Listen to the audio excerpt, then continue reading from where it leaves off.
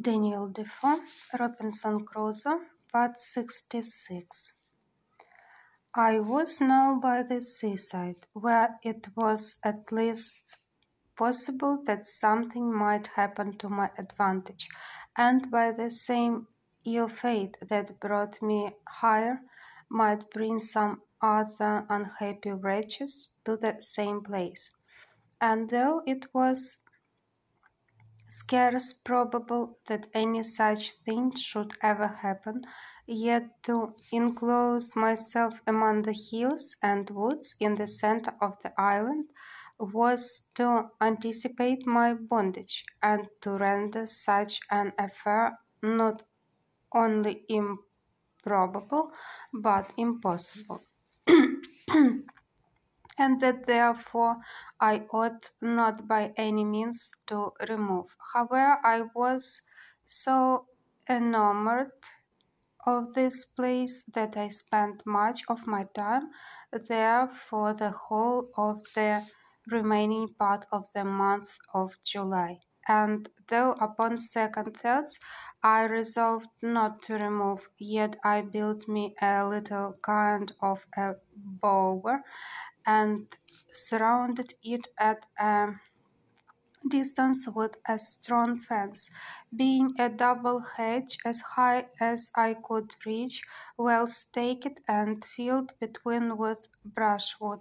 And here I lay very secure, sometimes 2 or 3 nights together, always going over it with a ladder, so that I fancied now I had my country house and my sea-coast house, and this work took me up to the beginning of August.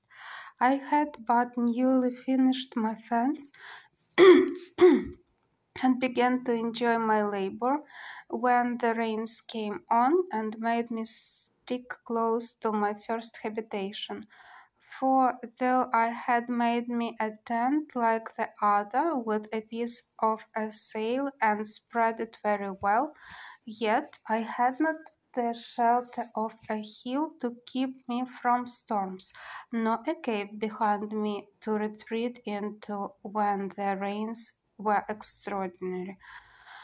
About the beginning of August, as I said, I had finished my bower and began to enjoy myself. The 3rd of August I found the grapes I had hung up perfectly dried, and indeed were were excellent good rains of the sun. So I began to take them down from the trees, and it was very happy that I did so, for the rains which followed would have spoiled them, and I had lost the best part of my winter food, for I had above 200 large bunches of them.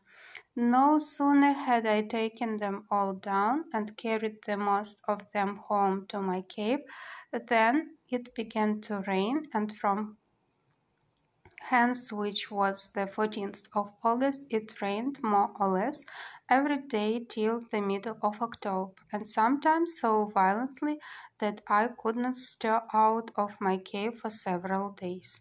In this season I was much surprised with the increase of my family.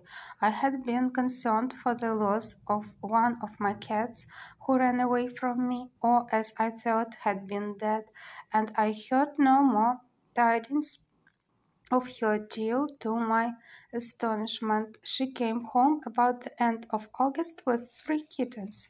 This was the more strange to me, because though I had killed a wild cat, as I called it, with my gun, yet I thought it was quite a different kind from our European cats. But the young cats were the same kind of house breed as the old one, and both my cats being females, I thought it very strange.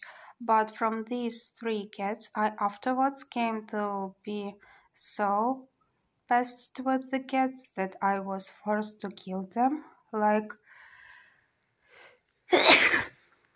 vermin or wild beasts, and to drive them from my house as much as possible. From the 14th of August to the 26.